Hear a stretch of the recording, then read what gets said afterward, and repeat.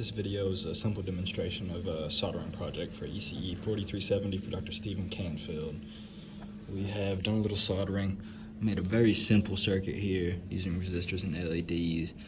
We attempted to use push button switches with our LEDs to give some sort of user input, but due to a couple of trial and errors, we weren't able to actually get that working. Tested it with a multimeter and just wasn't able to figure out what the problem was.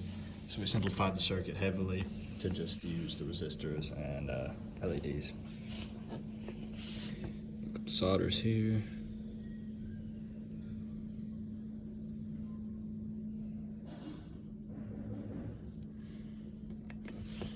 Now we connect it to power.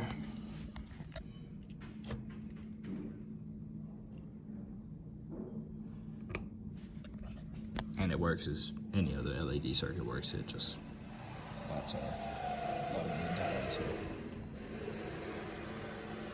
Alright, that was it. Thank you.